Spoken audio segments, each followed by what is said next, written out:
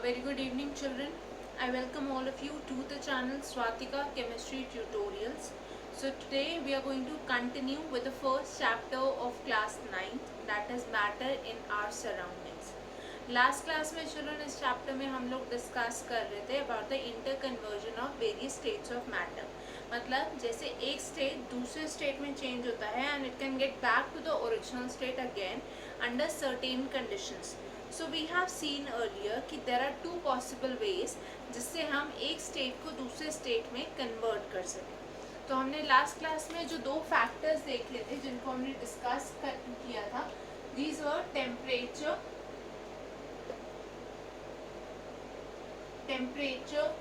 and pressure. Temperature and pressure, ये हमने देखा था कि दो ऐसे कंडीशंस हैं जिनको वेरी करने से एक स्टेट ऑफ मैटर दूसरे स्टेट में कन्वर्ट हो सकता है. So we have seen the effect of temperature on the states and for the interconversion of matter in the previous class. Today we shall be discussing the effect of pressure. So children please listen very carefully. अगर मेरे पास कोई एक substance है in the gaseous state, so I know that the particles will be present like this, very far apart from each other. ठीक है, ये substance है gaseous state में, मतलब ये गैस फॉर्म में है.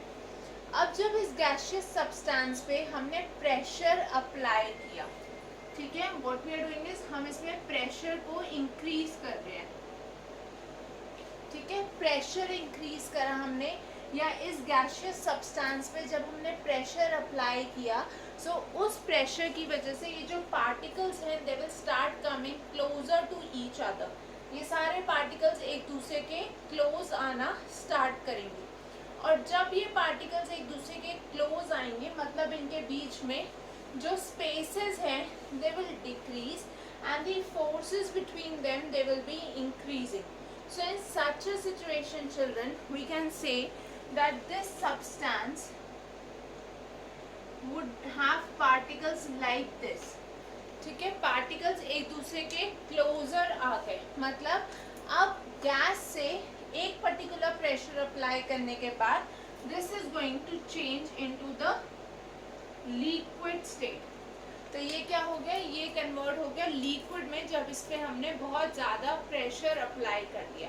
अब कितने प्रेशर से वो लिक्विड में कन्वर्ट हो रहा है वो डिपेंड करेगा इस गैशियस सब्सटेंस के ऊपर. Some gaseous substances will get converted into the liquid state at a lower pressure, but कुछ और सब्सटेंसेस ऐसे होंगे जिनके लिए हमें हायर प्रेशर की रिक्वायरमेंट होगी.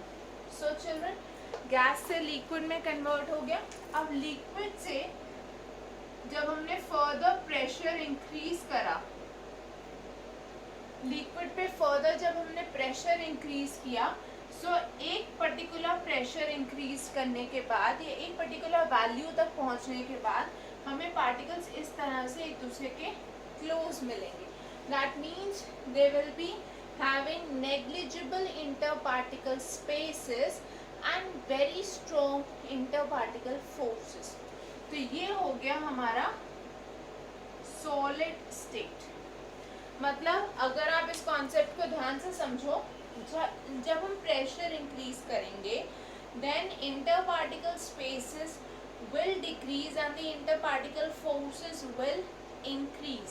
So gas gets converted into a liquid and liquid gets converted into a solid. ठीक है, प्रेशर इंक्रीज करने से गैस से लिक्विड और लिक्विड से बनेगा सॉलिड. ओके, इसी पॉइंट को हम लिख सकते हैं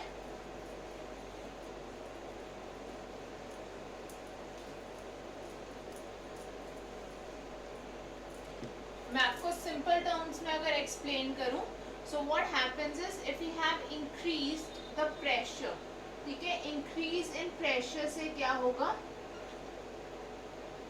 इंटरपार्टिकल फोर्सेस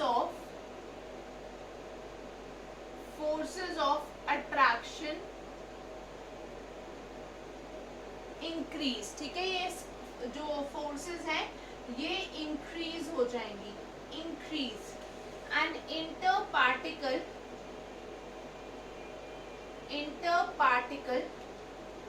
spaces डिक्रीज। ठीक है, ये जो इंटरपार्टिकल स्पेसेस हैं ये डिक्रीज हो जाएंगी जब हम प्रेशर को इंक्रीज करेंगे। नाउ चिल्ड्रन, ऐसा नहीं है कि आप किसी भी पॉइंट तक प्रेशर को इंक्रीज करो और वो हमेशा गैस से लिक्विड में कन्वर्ट हो। ठीक है, ऐसा नहीं होगा। In this case we can say that there is a transition और there is a change from gas to liquid and liquid to solid। But एक चीज ध्यान से समझो, अगर ये हमारे पास गैस है, हमने इस पे प्रेशर अप्लाई करना स्टार्ट किया, particles will start coming closure. But children, एक सर्टेन टेम्परेचर के बियॉन्ड इसको लिक्विड में कन्वर्ट करना वुड नॉट बी पॉसिबल, क्योंकि उस टेम्परेचर पे क्या होगा, इसकी जो फोर्सेस हैं वो उतनी ओवरकम नहीं होंगी, बिकॉज द थर्मल एनर्जी और the energy due to temperature will start dominating. ठीक है, एक पर्टिकुलर पॉइंट पे, एक पर्टिकुलर टेम्परेचर के बियॉन्ड जो टेम्परेचर का इफेक्ट है, हमें पता है टेम्परेचर इंक्रीज करने से क्या होगा, लिक्विड के चांसेस हैं to go into the gaseous state. ठीक है, तो जब हम यहाँ पर एक पर्टिकुलर टेम्परेचर से ज़्यादा टेम्परेचर एक पर्टिकुलर टेम्परेचर के हायर वैल्यू पे अगर हम जाएंगे, so irrespective of how high the pressure is, वो गैस लिक्विड में कन्वर्ट नहीं होगी और उस टेम्परेचर को हम बोलते हैं क्रिटिकल टेम्परेचर, क्योंकि वहाँ पे temperature dominates over pressure. So we can write down this point.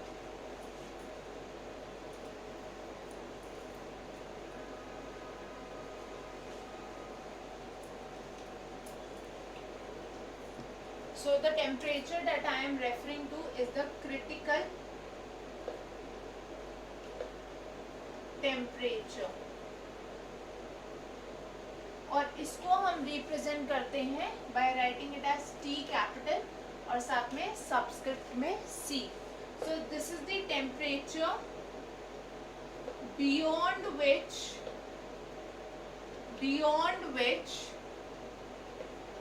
a gas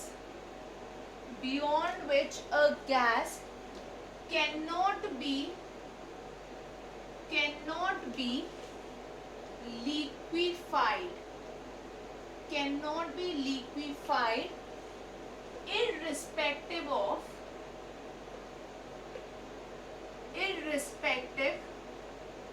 of how high the pressure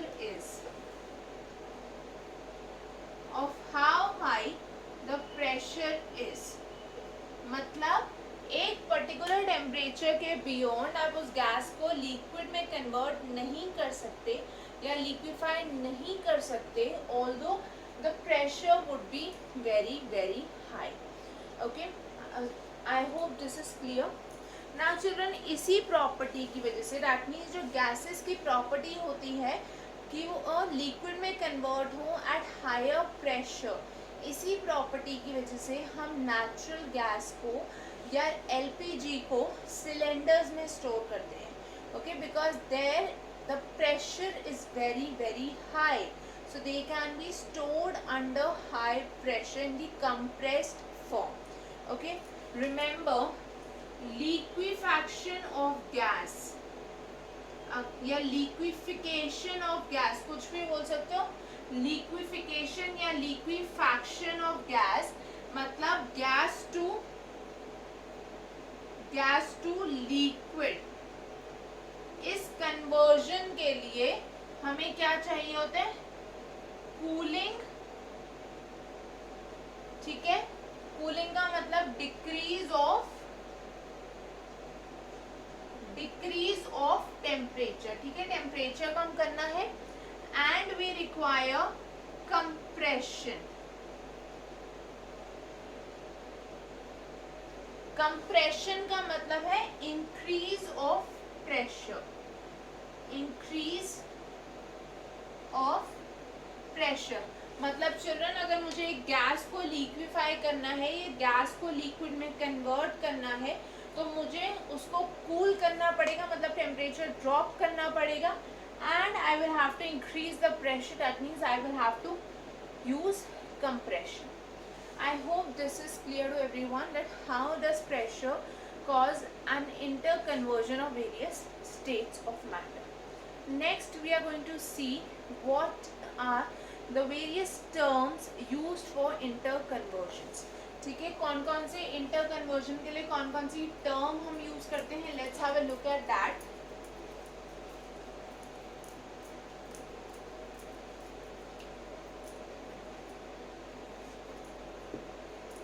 Children, the first conversion that we have is solid to liquid. Solid to liquid को हम बोलते हैं, solid to liquid conversion is known as melting or fusion. This we have already seen once, we are just revising it. ठीक है, solid to liquid is melting or fusion, whereas liquid to solid, liquid to solid को हम बोलते हैं solidification, solidification या freezing. ठीक है, solidification या freezing. If I talk about liquid to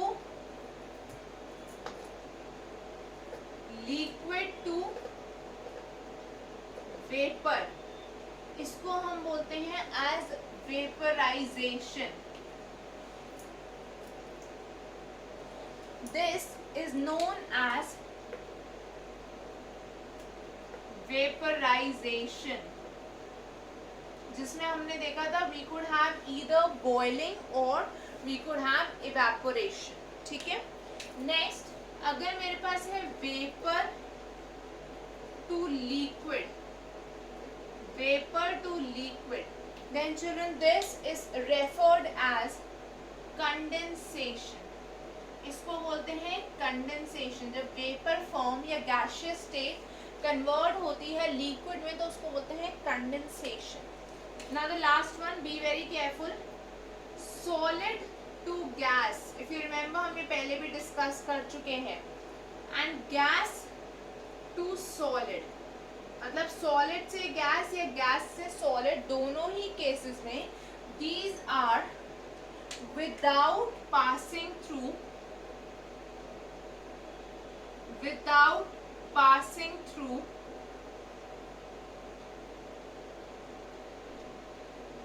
the liquid state,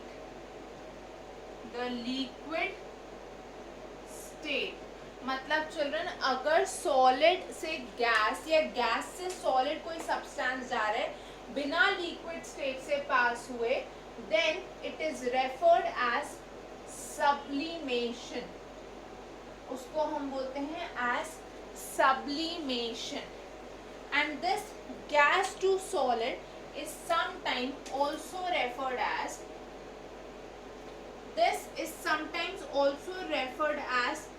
desublimation. But sublimation term हम दोनों ही केसेस में यूज कर सकते हैं, सॉलिड टू गैस और गैस टू सॉलिड दोनों में, but specifically gas to solid को we also call it as sublimation. Children, I hope this is clear to everyone. Okay, some examples of substances that sublime, मतलब जो directly gas से solid में या solid से gas में convert होते हैं without going to the liquid state. इनके एग्जाम्पल्स है कार्बन डाइऑक्साइड. ठीक है, सॉलिड फॉर्म में कार्बन डाइऑक्साइड को हम बोलते हैं ड्राई आइस. आप लोगों ने देखा होगा जैसे कुछ इवेंट्स में स्टेज पे जो स्मोक क्रिएट किया जाता है, that is because of this dry ice. जब आप सॉलिड कार्बन डाइऑक्साइड लोगे and you leave it at the room temperature, it will slowly get converted into the vapor form, ठीक है, और वही वेपर हम एज स्मोक देखते हैं during a lot of stage shows. Okay, another example is naphthalene. Children, हम घर पे जो मॉथ बॉल्स या नैफ्थलीन बॉल्स रखते हैं अपने वॉश बेसिन्स में या कपड़ों के बीच में और बुक्स के रैक में, so as to prevent them from various insects, those are actually naphthalene balls. So we see that after some time the size of the ball goes on decreasing. It is because कि वो जो solid state है उस ball का वो change होता जाता है into vapor state. तो that is sublimation. इसके अलावा the other examples are iodine. Iodine भी सब्लाइम करता है डायरेक्टली सॉलिड से गैस. एंड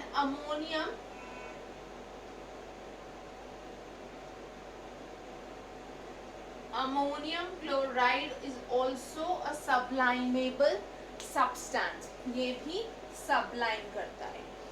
अब इस टॉपिक को सब्लिमेशन को हम नेक्स्ट क्लास में नेक्स्ट चैप्टर में एक्चुअली ज़्यादा डिटेल में डिस्कस करेंगे when we discuss about the methods of separation of mixtures. Then we shall be talking about this in great detail. Okay, so children, let's now move on to the next topic, that is cooling effect of evaporation.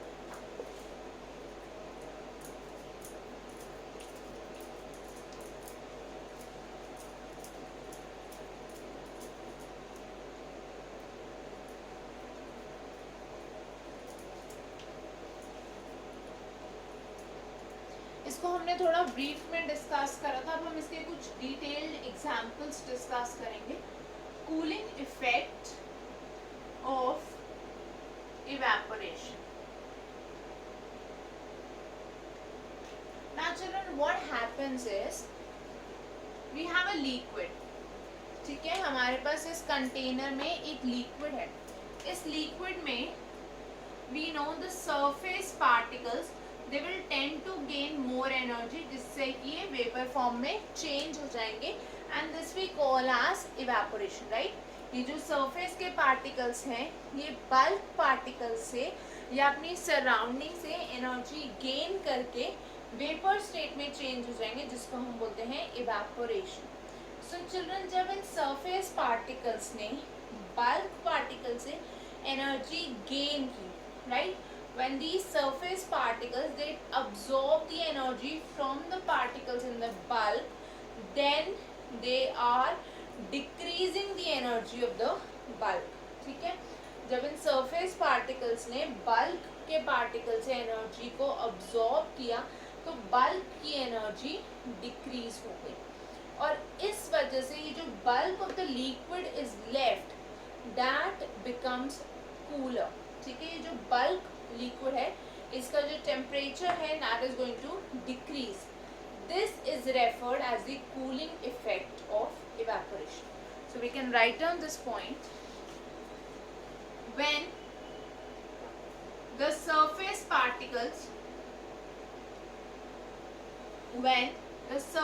Particles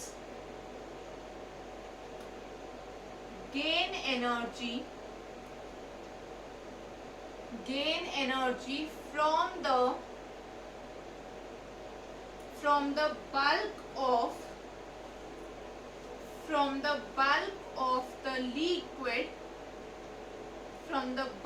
of the liquid, the temperature of the bulk is lowered due to decrease in heat energy of the bulk. क्योंकि bulk of the liquid की heat energy decrease हो गई, जिसकी वजह से उसका temperature drop हो गया. इसको हम बोलते हैं the cooling effect of evaporation. अब चिल्ड्रन इस कूलिंग इफेक्ट के बहुत सारे एग्जाम्पल्स हम अपनी डेली लाइफ में ऑब्जर्व करते हैं. Let us have a look at those.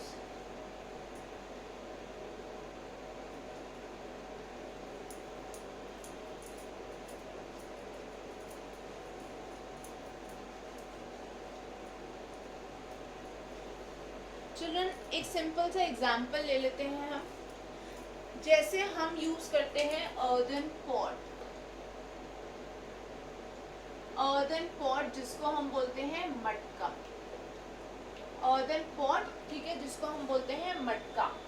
अब ये जो अर्दन पॉट होता है, when we leave it outside in the sun, तो हमें पता है ये क्या हो जाता है, इसमें जो वाटर है दैट गेट्स और दैट बिकम्स कूलर, राइट. पानी ठंडा हो जाता है, इसलिए हम उसको मटके में रखते हैं. तो ये जो पानी ठंडा होता है ये भी इसलिए होता है because the earthen pot has small pores. इसमें क्या है, स्मॉल पोर्स हैं या होल्स हैं.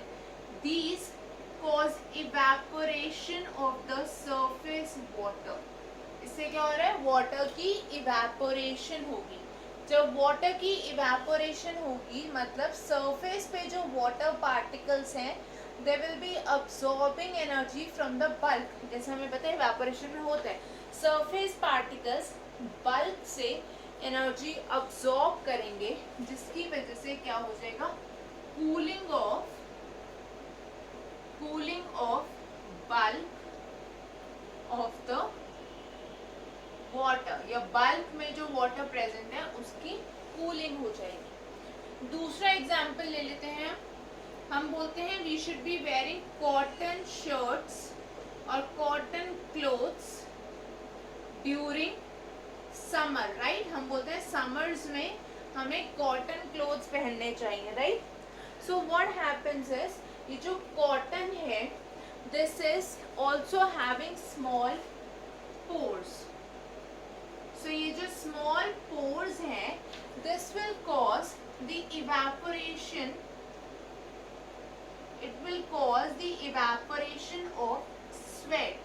ये जो small pores है children, इसकी वजह से जो हमारी बॉडी में sweat है वो बहुत easily evaporate हो सकता है through the small pores. और जब ये evaporate होगा this is going to take the latent heat. हमने लास्ट क्लास में पढ़ा था latent heat, तो उसको जो evaporation के लिए latent heat required है, it will take that from our body and it causes cooling, right. This causes cooling or this has a cooling effect. So these are a few examples of how the evaporation causes cooling in our daily life. Children इसके अलावा और भी बहुत सारे examples होते हैं, ठीक है, जैसे आप डे टू डे लाइफ में बहुत सारे एग्जाम्पल्स देखोगे where evaporation causes cooling. Okay, so you can go through a lot of other examples by your own self that you see in your surroundings, okay, and you can mention them in the comment section. We are now going to move on to the last topic of the chapter, that is conversion of temperature units.